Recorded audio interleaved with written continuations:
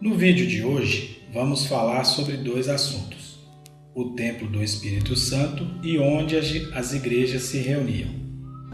Para entendermos melhor estes assuntos, temos que entender primeiro qual é a definição da palavra templo. A palavra templo tem origem do latim templum, que significa local sagrado. Basicamente, templo também tem o mesmo significado de santuário, tabernáculo.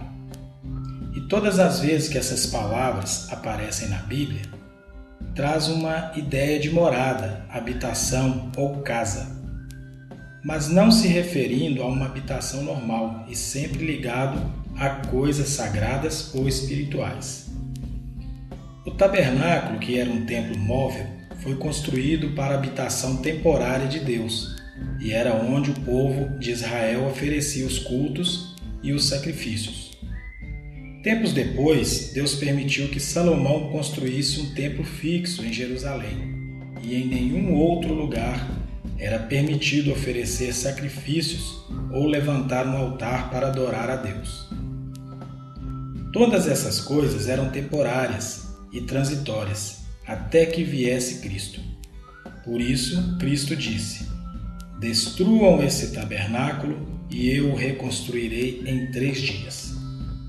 Obviamente, os judeus não entenderam nada, mas Jesus estava referindo a ele mesmo, porque Jesus era a imagem do verdadeiro templo, onde Deus verdadeiramente habitava. Por isso ele seria chamado de Emanuel, que quer dizer Deus conosco. Ou seja, Deus estava no nosso meio, através do Messias, habitando em espírito no próprio Filho. Jesus ainda profetizou que aquele templo, feito de pedras, seria destruído e não ficaria ali pedra sobre pedra que não fosse derrubada. Profecia essa que se cumpriu exatamente 70 anos depois de Cristo, com a invasão do exército romano liderado pelo general Tito.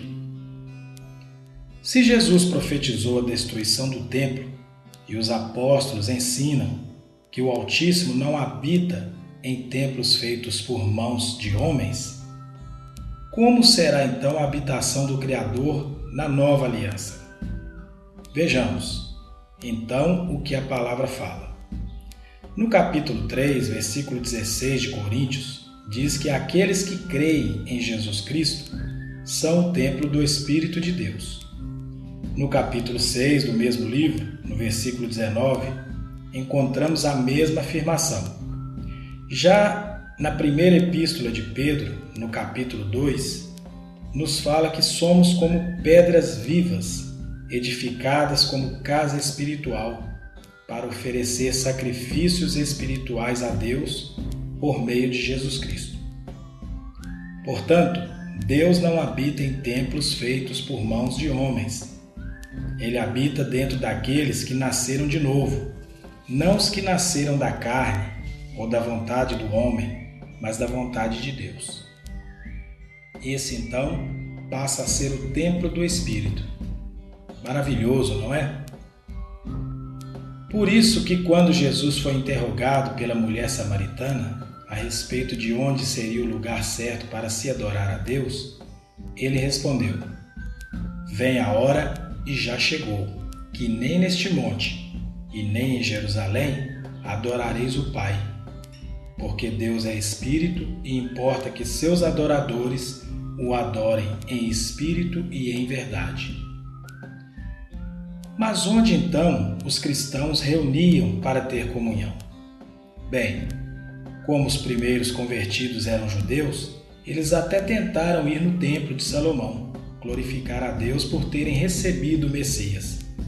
Porém, os judeus que não creram, além de não aceitá-los, proibiram a entrada dos cristãos no templo e ainda levantou-se grande perseguição contra aqueles que afirmavam que Jesus era o Cristo. A partir daí, a igreja reunia somente nas casas dos irmãos. Vejamos algumas passagens. Romanos 16, versículo 3 e 5. Saudai Priscila e Áquila, meus cooperadores em Cristo Jesus, e saudai igualmente a igreja que se reúne na casa deles. 1 Coríntios 16, 19. As igrejas da Ásia vos saúdam. No Senhor muito vos saúdam. Áquila e Priscila, e bem assim a igreja que está na casa deles. Filemão, versículo 1 e 2. Ao amado Filemão, também nosso colaborador, e à irmã Áfia e a Arquipo, nosso companheiro de lutas, e à igreja que está em tua casa. As igrejas de Cristo reuniam nas casas dos irmãos, e a perseguição era tamanha que até nas casas eles eram perseguidos. Veja esse trecho no capítulo 8 do livro de Atos. Naquele dia levantou-se grande perseguição contra a igreja em Jerusalém, e todos, exceto os apóstolos, foram dispersos pelas regiões da Judéia e Samaria. Saulo, porém, assolava a igreja, entrando pelas casas e arrastando homens e mulheres, encerrava-os na prisão. Depois dessa dispersão dos cristãos, começou também a surgir igrejas em outras cidades, e foi se espalhando. E Paulo, que antes perseguia a igreja, foi separado por Deus para levar o evangelho também aos gentios, e em nenhum dos seus ensinamentos ele ensinava aos cristãos que eles deveriam construir um templo ou local para se reunirem.